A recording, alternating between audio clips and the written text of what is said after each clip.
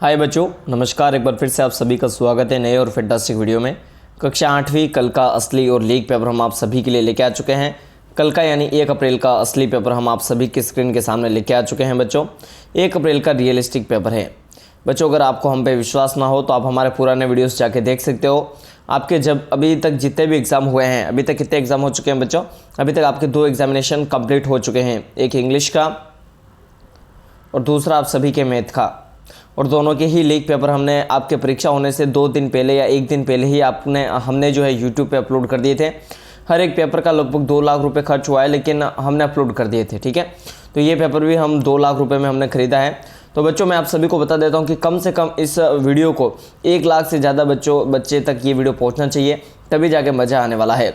Realistic paper है, समय आप सभी के 2.5 घंटे का रहने वाला है। पूर्णांक आप सभी के 80 नंबर का रहेगा। पहला प्रश्न आप सभी के इस प्रकार का आएगा। पेट्रोल जैसे ज्वलनशील पदार्थों में लगी आग को बुझाने में उपयोगी है। क्या उपयोगी है गई? CO2 यानी कार्बन ऑक्साइड जो है उपयोगी है। अगला क्वेश्चन आप सभी की ये आएगा बच्चों। मृत वनस्पति के धीमे प्रक्रम द्वारा कोयले में परिवर्तन को कहते हैं। क्या कहते हैं? इसमें कहते हैं कार्बनीकरण। ब इसका राइट आंसर हो जाएगा।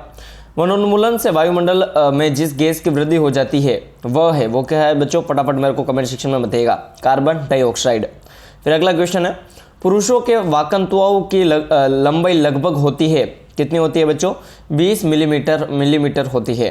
फिर अगला क्वेश्चन है, माध्य स्थिति के इधर उधर या आगे पीछे होने वाली गति को कहते हैं। क्या कहते हैं बच्चों? सकंपन कहते हैं। ठीक है।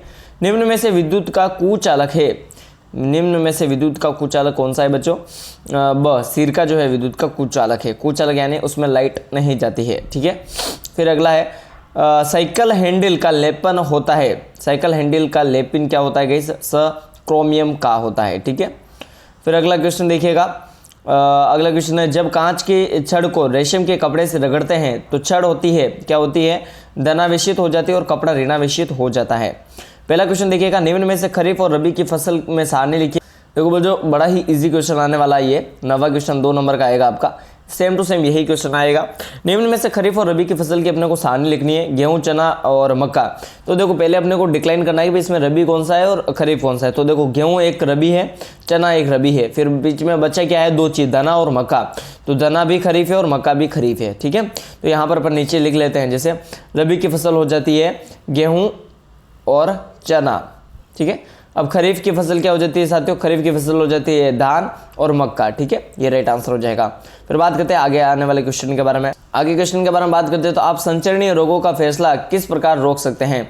तो चलिए इस क्वेश्चन का आंसर इस प्रकार से होगा कि हम चीखते एवं खींचते समय अपने नाक एवं मुंह पर रुमाल रखकर संचरणीय रोगों का फैलना रोक सकते हैं। संक्रमित व्यक्ति से पर्याप्त दूरी बनाए रखकर भी संचरणीय रोगों का फैलना रोका जा सकता है। यह क्वेश्चन हो जाएगा। फिर क्वेश्चन नंबर 11 आप देखिएगा, CNG और LPG का ईंधन के रूप में उपयोग करने के 2 लाभ बताइए। तो यहाँ पर इसका पहला जो लाभ होगा वो होगा ये वायु प्रदूषण नहीं फैलाती है। दूसरा इसका ये लाभ होगा कि इनका लगभग पूर्ण दहन होता है। ठीक है। फिर 12वां क्वेश्चन देखिएगा आपकी स्क्रीन के सामने ये रहा। मान लीजिए दुर्घटनाग्रस्त साबुन के पानी से भरी बाल्टी संगमरमर के किसी फर्श पर उलट जाए। इस गीले फर्श पर आपके चलना आसान होगा या कठिन? अपना उत्तर का कारण बताइए। तो चलिए मैं इसका उत्तर बताता हूँ। जिस प्रकार से मैं बोलूँगा उसी प्रकार से अगर आप बच्चों लिख के आओगे तो आपके 2 में से 2 नंबर मिल जाएंगे। देखो और सुनिएगा, गीले फर्श पर चलना कठिन होगा। जूतों तथा गीले फर्शों के मध्य घर्षण बल अत्यंत कम होता है। जब हम गीली सतह पर चलते हैं तो ये सतह को उचित रूप से दबाने में असमर्थ होते हैं और इस प्रकार हम आगे की ओर गति के लिए उचित प्रतिक्रिया बल प्राप्त नहीं कर पाते हैं। ये क्वेश्चन हो जाएगा। फिर क्वेश्चन नंबर 13 देखिएगा, मिलान कीजिए। इसको अपने को मिलान करना होगा। ठीक है। सबसे पहले कल्टीवेटर हो जाएगा जुताई से, कल्टीवेटर जुताई। सिड्रिल हो जाएगा बुआई, सिड्रिल हो जाएगा बुआई। रहट हो जाएगा सिंचाई और हार्वेस्टर हो जाएगा कटाई, हार्वेस्टर हो जाएगा कटाई। यहाँ पर मैं आप सभी को इसको स्क्रॉल करके वापस से समझा देता हूँ। एक प्रकार से बहुत बेहतरीन तरीके से मैं आपको समझा देता हूँ। ठीक है। जैसे कल्टीवेटर हो जाएगा जुताई, सिड्रिल हो जाएगा बुआई, सिड्रिल बुआई, रहट हो जाएगा सिंचाई और हार्वेस्टर हो जाएगा कटाई। ये इस प्रकार से राइट आंसर हो जाएगा। ठीक है। फिर अगला क्वेश्चन देखिएगा, प्रतिजैविक क्या है? प्रतिजैविक लेते समय कौन कौन सी सावधानियां रखनी चाहिए? चलिए मैं इसका उत्तर जिस प्रकार से बोलूँगा अगर उस प्रकार से आप लिखोगे बच्चों तो आपके 4 में से 4 नंबर 100% आएंगे। प्रतिजैविक, ठीक है, सूक्ष्म जीवों द्वारा उत्पन्न औषधि जो बीमारी पैदा करने वाले सूक्ष्म जीवों को नष्ट कर देती है अथवा उनकी वृद्धि को रोक देती है, प्रतिजैविक कहलाती है। प्रतिजैविक लेते समय सावधानियाँ क्या क्या रखनी चाहिए? पहली सावधानी लिखिएगा। चलो पहली सावधानी मैं आप सभी को बता देता हूँ, डॉक्टर की सलाह पर ही प्रतिजैविक दवाई लेनी चाहिए। दूसरी सलाह देखिएगा, प्रतिजैविक दवा का कोर्स भी अवश्य पूरा करना चाहिए। तीसरी सलाह, प्रतिजैविक आवश्यकता नहीं होने पर नहीं लेना चाहिए, अन्यथा अगली बार जब बीमार होंगे आपको प्रतिजैविक की आवश्यकता होगी तो वह उतनी ही प्रभावी नहीं होगी। इसके अतिरिक्त अनावश्यक रूप से ली गई प्रतिजैविक शरीर में उपस्थित उपयोगी जीवाणु भी नष्ट कर देती है। ये राइट आंसर आप सभी के हो जाएगा। फिर बात करते हैं 15वें क्वेश्चन के बारे में। निम्नलिखित कथनों में सत्य और असत्य लिखिए। पहला क्वेश्चन है जीवाश्म ईंधन। 15वां क्वेश्चन आपके हर बार यही आ रहा है, सत्य असत्य, और यही आएगा। जीवाश्म ईंधन प्रयोगशाला में बनाए जा सकते हैं? असत्य, जीवाश्म ईंधन प्रयोगशाला में नहीं बनाए जाते हैं, ठीक है। दूसरा क्वेश्चन, पेट्रोल की अपेक्षा सीएनजी अधिक प्रदूषक ईंधन है? असत्य, ठीक है। दूसरा, को कार्बन का लगभग शुद्ध रूप है? सत्य है, को कार्बन का लगभग शुद्ध रूप है, ठीक है। मिट्टी का तेल एक जीवाश्म ईंधन नहीं है? असत्य, मिट्टी का तेल एक जीवाश्म ईंधन है। फिर बात करते हैं अगले क्वेश्चन के बारे में। ईंधन के रूप में एलपीजी और लकड़ी की तुलना कीजिए। ईंधन के रूप में एलपीजी और लकड़ी की तुलना करनी है, अपने को कोष्टक बना के करनी है। सबसे पहले अपने को इस तरफ से एलपीजी लिख देना है और उधर अपने को लकड़ी लिख देनी है, लकड़ी, ठीक है। चलो अपन पहला पॉइंट लिखते हैं। सबसे पहला पॉइंट मैं बोलता हूँ वैसे लिखिएगा। एलपीजी के बारे में, यह पूर्ण रूप से जल जाती है तथा कोई अवशेष नहीं छोड़ती। लकड़ी के बारे में लिखिएगा, यह जलने पर बड़ी मात्रा में धुआं उत्पन्न करती है जो मनुष्य के लिए हानिकारक होता है, ठीक है। अब दूसरा लिखिएगा, दूसरा पॉइंट, इसका ऊष्मीयमान 55,000 kg किलोग्राम है जो काफ़ी अधिक है, अतः एलपीजी को जलाने पर अधिक ऊष्मा मिलती है। लकड़ी का दूसरा देखिएगा, इसका ऊष्मीयमान 17,000 से 22,000 किलोग्राम है जो कम है, अतः लकड़ी को जलाने पर कम ऊष्मा प्राप्त होती है। तीसरा इसमें देखिएगा आप सभी विज्ञान में, एलपीजी द्वारा कोई वायु प्रदूषण नहीं होता। लकड़ी का देखिएगा, इसके जलाने से वायु प्रदूषण होता है। अब चौथा यहाँ पर देखिएगा एलपीजी में, एलपीजी वन संरक्षण में योगदान देती है। इसमें लिखिएगा आपने लकड़ी में, यह वनोन्मूलन का कारण बनती है जो पर्यावरण के लिए हानिप्रद है। बस इस प्रकार से जो मैंने बोला तो अगर आपने लिखा होगा तो 4 में से 4 मार्क्स आप सभी के आ जाएंगे। बात करते हैं 17वें क्वेश्चन के बारे में। आपकी स्क्रीन के सामने ये रहा, वन्य प्राणी उद्यान एवं जैव मंडलीय आरक्षित क्षेत्र है। देखिएगा, वन्य प्राणी उद्यान वह क्षेत्र है जहाँ वन्य प्राणी जंतु सुरक्षित और संरक्षित रहते हैं। जैव मंडलीय आरक्षित क्षेत्र वन्य जीव, पौधों और जंतु संसाधनों उस क्षेत्र के आदिवासियों के पारंपरिक ढंग से जीवन यापन हेतु विशाल संरक्षित क्षेत्र है। दूसरा लिखिएगा, चिड़ियाघर एवं अभयारण्य। ये वाला देखिएगा अपन, चिड़ियाघर और अभयारण्य वाले क्वेश्चन के बारे में। तो चिड़ियाघर ऐसा स्थान है जहाँ प्राणी अपने कृत्रिम आवास में सुरक्षित रहते हैं, यहाँ जंतुओं को भोजन उपलब्ध कराया जाता है।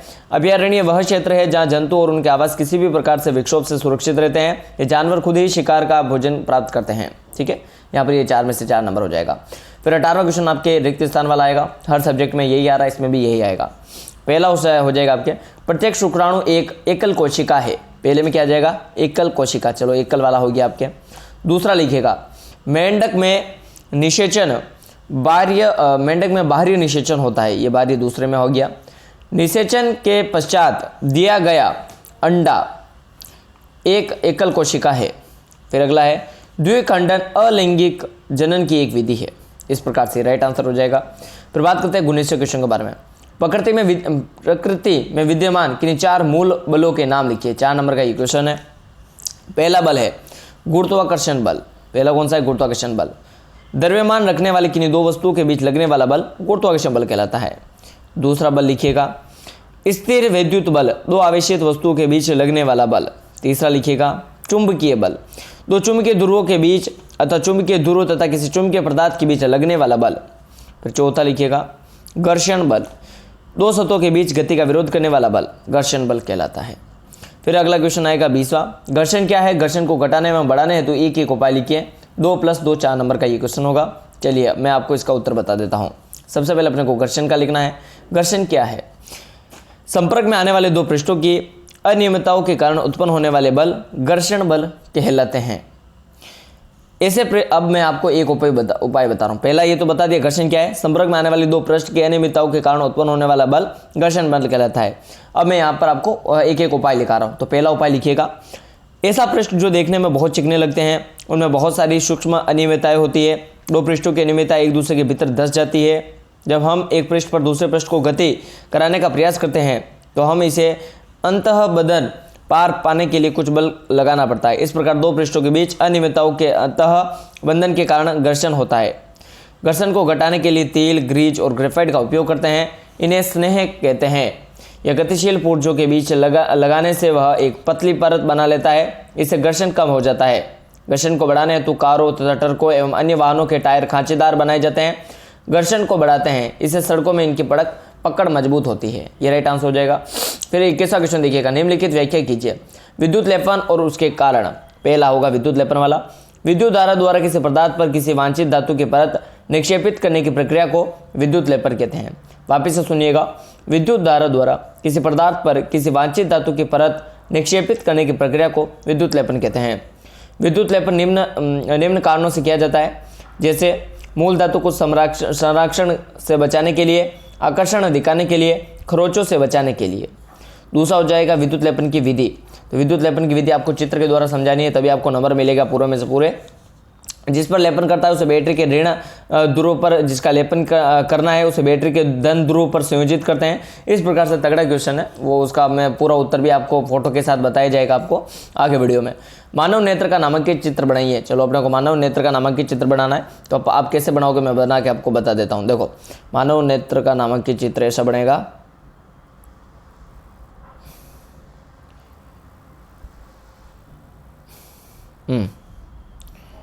फिर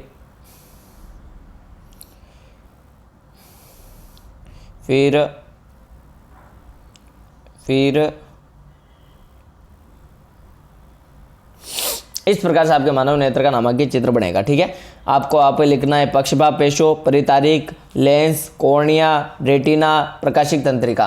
देखो नाम लिखोगे तभी 2 नंबर मिलेगा। यहाँ पे लिखा हुआ है नामांकित चित्र लिखिए, खाली चित्र बना के मत आना, नाम भी लिखना और चित्र भी लिखना, तब जाके आपके 4 में से 4 मार्क्स आपको पूरे मिलेंगे। ठीक है, फिर बात करते हैं आगे वाले क्वेश्चन के बारे में। 23वां, 24वां और 25वें क्वेश्चन के बारे में बात करेंगे। बड़े क्वेश्चन है, 8 नंबर के क्वेश्चन है, इनका फुल सॉल्यूशन भी दिया जाएगा। आप वीडियो को पूरा देखिएगा। 23वां क्वेश्चन का पहले में देखो, पहले वाले के 4 नंबर मिलेंगे, यहाँ पर आप देख सकते हो, दूसरे के 2 नंबर, उसके भी 2 नंबर। तो पहला क्या है, ट्रैफिक लाइट और जेब्रा लाइन के बारे में क्या जानते हैं। तो लिखिएगा, ट्रैफिक लाइट में लाल, पीली और हरी बत्तियां होती है जो चौराहे पर तिराहों पर लगी होती है। ठीक है, लाल बत्ती ट्रैफिक रुकने का संकेत देती है, हरी बत्ती ट्रैफिक चलने का संकेत देती है, जबकि पीली बत्ती सावधानीपूर्वक सोच समझकर चलने का संकेत देती है।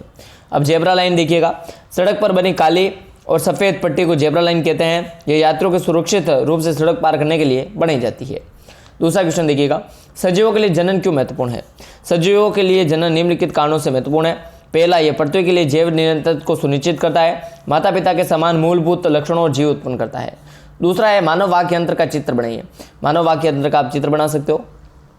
मानव वाक्य यंत्र यानी मैं जिस तरीके से बोल रहा हूँ इस प्रकार से ये मानव वाक्य यंत्र का चित्र बना सकते हो आप। ठीक है, ये चित्र हो जाएगा।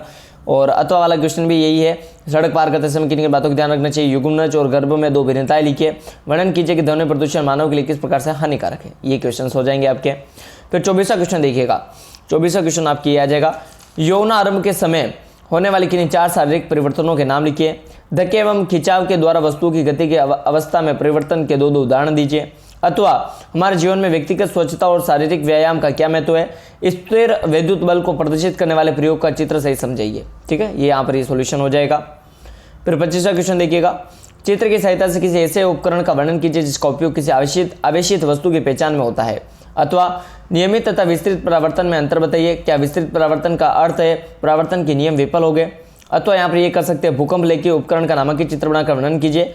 या फिर कैलाइडोस्कोप की रचना का सचित्र वर्णन कीजिए। इस प्रकार से जबरदस्त क्वेश्चन पेपर है। ठीक है, ये पूरा पेपर जो है यहाँ पर आपका आने वाला है 25 के 25 क्वेश्चन इस प्रकार से आने वाला है। बहुत ज़बरदस्त क्वेश्चन है। अब मैं आपको 24वां और 25वें क्वेश्चन का जो हूबहू उत्तर है वो मैं आपको बताऊंगा। साथ ही सारे के सारे 25 के 25 जितने भी क्वेश्चन हैं सभी क्वेश्चनों का आप प्रॉपर रूप से सही ढंग से आप किस प्रकार से उत्तर चेक करोगे वो तरीका मैं आपको बताने वाला हूँ। तो आप कंटिन्यू इस वीडियो को पूरा वॉच करिएगा, कहीं पर भी आप इस वीडियो को स्किप मत करिएगा। चलिए बच्चों, मैं बता देता हूँ आपकी आंखों के सामने।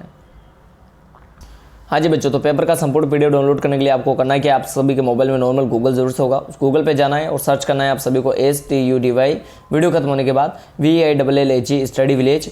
कम से कम बच्चों ये वीडियो कम से कम 1 लाख बच्चों तक जाना चाहिए, तभी मज़ा है, वरना वीडियो में कोई मज़ा नहीं है, किसी भी चीज़ में मज़ा नहीं है। आपको होम पेज की वेबसाइट स्टडी विलेज पे पहुंच जाना है। अगर इस प्रकार से गोल गोल घूम रही है, इसका मतलब पेपर जो है लीक हो चुका और हमारी वेबसाइट पे अपलोड कर दिया गया है। तो आप वेबसाइट पे जाओगे तो यहाँ पर आपको पेपर मिल जाएगा, संपूर्ण पेपर का पीडीएफ यहाँ से आप डाउनलोड कर सकते हो। वीडियो पसंद आए तो वीडियो को लाइक करें, चैनल पर नए तो चैनल को सब्सक्राइब जरूर से करें। तब तक के लिए जय हिंद, भारत माता की जय साथियों।